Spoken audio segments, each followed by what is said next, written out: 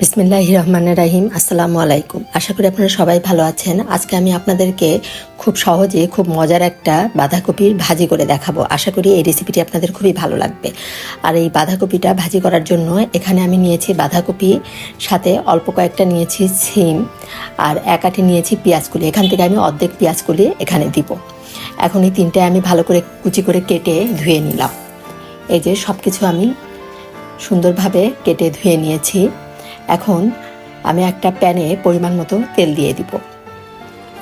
প্যানে পরিমাণ মতো তেল দিয়ে তেলটা একটু গরম হয়ে যাওয়ার পরে আমি এর ভিতরে দিব 1 চিমটির মতো জিরা, আর দিব 2টা শুকনা মরিচ।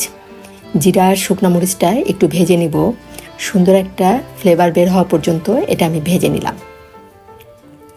ভেজে নিয়ে এর মধ্যে আমি কাঁচামরিচও দিয়ে দিব। কাঁচামরিচটাও আমি তেলের মধ্যে ভেজে নিব। এতে করে কাঁচামরিচেরও কিন্তু খুব সুন্দর একটা ফ্লেভার বের হয়।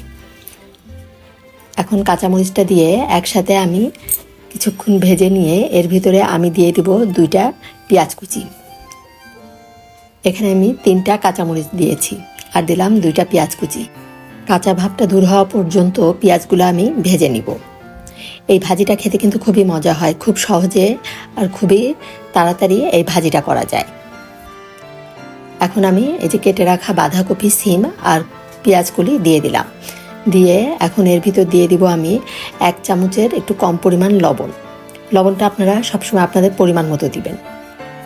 এখন আমি এই যে লবণটা দিলাম, আর দিব 1/2 চামচের একটু কম দিব হলুদের গুঁড়া। বেশি হলুদের গুঁড়া দিলে কালারটা কিন্তু সুন্দর থাকে না, এই জন্য আমি 1/2 চামচেরও কম সামান্য একটু হলুদের গুঁড়া দিয়ে একটু মিশিয়ে নিয়ে ঢাকনা দিয়ে ঢেকে এটা কিছুক্ষণ রান্না করব। 3-4 মিনিটের মতো একটু রান্না করে নেব। আর এখানে কিন্তু কোনো এক্সট্রা পানি দিতে হবে না। বাঁধাকপি থেকেই যে পানিটা বের হবে সেটা দিয়েই কিন্তু বাঁধাকপিটা সিদ্ধ হয়ে যাবে। আর বাঁধাকপি সিদ্ধ হতে বেশি সময়ও লাগে না।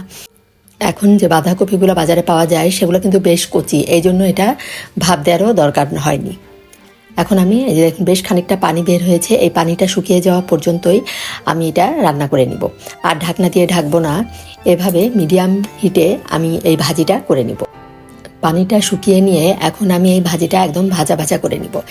এই বাঁধাকপি ভাজিটা কিন্তু খেতে খুবই মজা হয়। এটা সাদা ভাতের সাথে আবার রুটি পরোটার সাথেও কিন্তু খুবই ভালো লাগে খেতে। আপনারা যদি এভাবে সিম আর পেঁয়াজের কলি দিয়ে ভাজি করে না খেয়ে থাকেন, একবার খেয়ে দেখবেন, বেশ ভালো লাগে। এই যে ভাজিটা কিন্তু আমার প্রায় হয়ে গিয়েছে। এই বাঁধাকপি ভাজিটা আপনাদের কাছে কেমন লাগলো অবশ্যই কমেন্ট করে জানাবেন। আর আমার রান্না ভালো লাগলে অবশ্যই একটা লাইক দিবেন। আর যারা এখনো সাবস্ক্রাইব করেন, সাবস্ক্রাইব করে আমাকে এগিয়ে যেতে সহযোগিতা করবেন। এই যে হয়ে গেল আমার খুবই মজার বাঁধাকপি ভাজি। এখন কিন্তু বাঁধাকপি ভাজি খেতে খুবই ভালো লাগে। আপনারা অবশ্যই একবার এভাবে ভাজি করে খাবেন, ইনশাল্লাহ ভালো লাগবে। ধন্যবাদ সবাইকে, সবাই ভালো থাকবেন। আল্লাহ হাফেজ।